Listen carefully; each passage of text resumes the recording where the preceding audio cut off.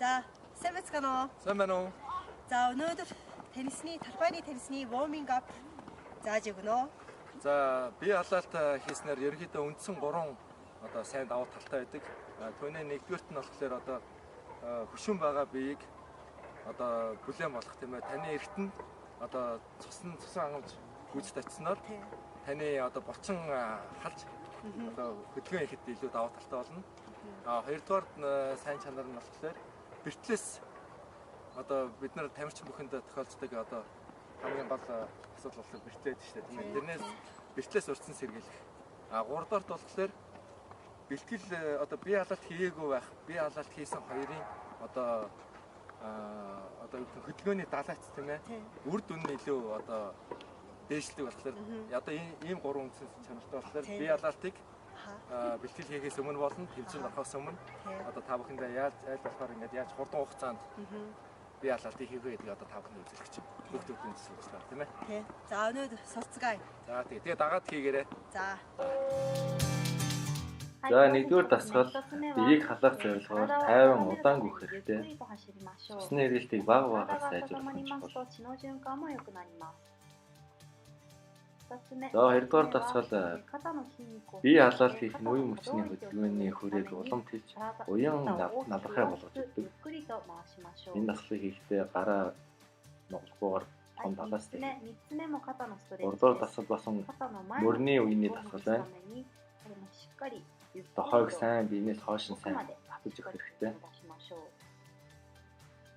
Дөрөвдүгээр дасгал ритм сайжруулна. Энэ дасгалыг аль болох дээшээ өсөрж дээшээ төмөлж хийх хэрэгтэй. Гуравдугаар дасгал хөдөлгөөний шилжилт.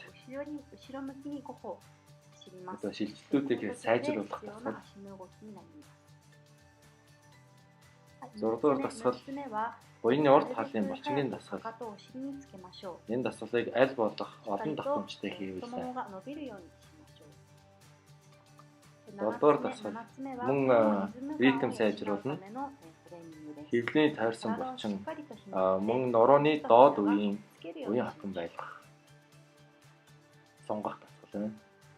Дохоо өвдөг хоёрыг сайн нийлүүлж өгөх хэрэгтэй.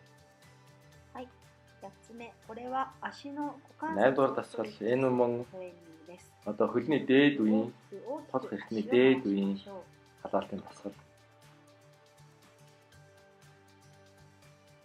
Хөлийг сайн дээш нь татаад урагшаага нь мөн бас хоошоо эргүүлж өгөх хэрэгтэй. Хөлний дээд үеийг.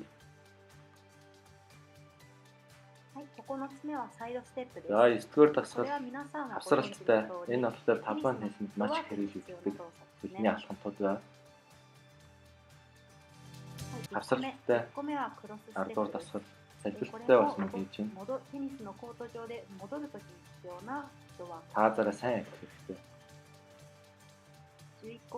11-р дасгал мөн хашааны төвийг тойрсон дасгал байна.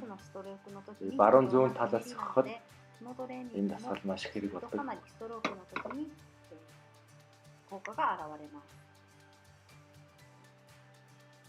За 12-р дасгал ритм мөн хугацааны гэсэн үг үү.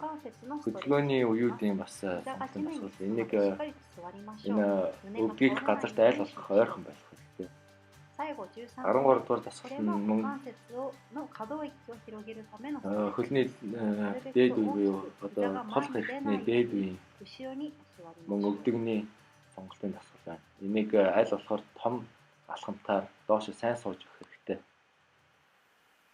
За та бүхэн дасгалаад өөрөөс хийсэн хэрэгтэй. Гэхдээ өнөөдөр нацгийн багштай нийлээд 50 орчим дасгалаас 13 дасгалыг та бүхэнд үзүүллээ. Тэгээ та бүхэн хамгийн гол нь энэ дасгалуудаас жишээ аваад өөр янз бүрээр хийж болно.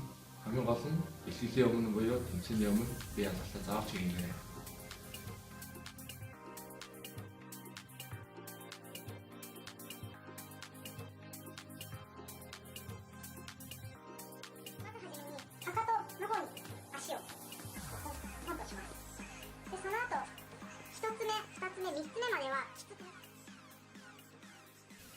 За, хэрвээ танд таалагдвал лайк,